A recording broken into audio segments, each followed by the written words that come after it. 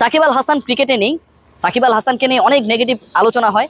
সাকিব আল হাসানকে শেষ পর্যন্ত নাইট রাইডার্সরা ছেড়ে দেয়। সাকিব আল হাসান দলে জায়গা পান না।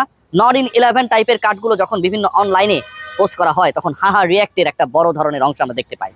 বাংলাদেশের ক্রিকেট হিস্ট্রির কথা যদি আমরা বলি, বাংলাদেশের আইসিসি ইভেন্টের কথা যদি আমরা বলি, বাংলাদেশের অবিস্মরণীয় জয়গুলোর মহানায়ক কারা বিভিন্ন সময়ে হয়েছিলেন তাদের কথা যদি বলি, এই সাকিব আল হাসান, এই যে নামটা জার্সি নাম্বার 75, তাকে কি কোনোভাবে অমিট করার সুযোগ থাকে? বাংলাদেশের বাস্তবতায় বাংলাদেশের প্রেক্ষাপটে সাকিব নিয়ে আলোচনা করাটা অনেক ক্ষেত্রে অনেকের জন্য অস্বস্তির কারণ যখন হয়ে যায়, তখন আমি কথিত সাকিব আল হাসানের সবচেয়ে বড় হেটার হিসেবে যারা আমাকে সেই উপাধিটা দিয়েছেন, আমি সাকিবকে নিয়ে কিছু বলতে চাই। আইসিসি ইভেন্ট মানে সাকিব আল হাসান কত বড় ক্যারেক্টার, কত বড় ক্যারিজম্যাটিক ফিগার, সেটা নিয়ে আমরা যদি একটু ঘাটাঘাটি করি তাহলে এই চ্যাম্পিয়ন্স ট্রফি বাংলাদেশকে একটা দারুণ এক্সাম্পল এনে দেয়। বাংলাদেশের আইসিসি ইভেন্টের সবচেয়ে বড় মেইন স্ট্রিমের সাফল্যের জায়গা হচ্ছে এই চ্যাম্পিয়ন্স ট্রফিতেই। 17 চ্যাম্পিয়ন্স ট্রফিতে সেমিফাইনালস খেলা, যেখানটায় যাবার ক্ষেত্রে, সেই সেমিফাইনালে খেলার ক্ষেত্রে যখন এমন একটা সিচুয়েশন ক্রিয়েট হয়, যখন মনে হয় যে বাংলাদেশ পারবে না, যখন বাংলাদেশের দ্রুত উইকেট পতন ঘটে, ঠিক তখন সাকিব আল হাসান এবং মাহমুদুল্লাহ রিয়াদ জয় নায়ক হয়ে যান।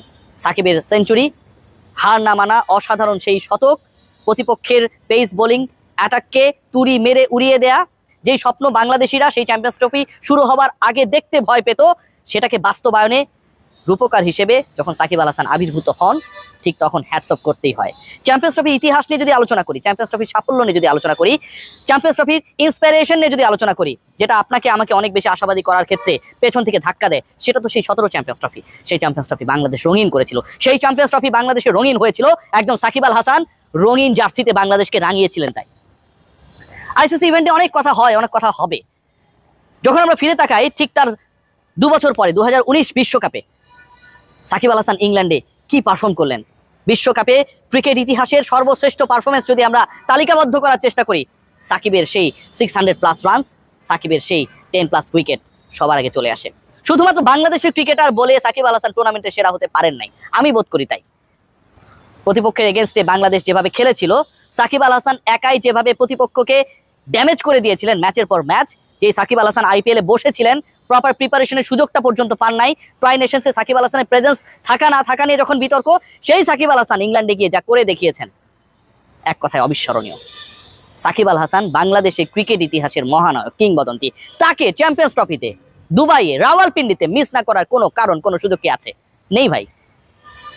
What about Liton Kumar Das? সাকিবকে নিয়ে তো টুকটাক আলোচনা করলাম, হোয়াট অ্যাবাউট লিটন কুমার দাস? ভেবে দেখুন, লিটন কুমার দাস বয়সটা যখন 23, ভারতের এগেনস্টে এশিয়া কাপে ওয়ানডেতে তার শতকটা হাঁকালেন 87 বলে। সেই সময়ের হিসাব নিকাশ করলে সেটা ছিল বাংলাদেশিদের মধ্যে, বাংলাদেশি ওপেনারদের মধ্যে ফাস্টেস্ট ওডিআই 100। লিটন কুমার দাসের ফর্ম নিয়ে অনেক আলোচনা হয়।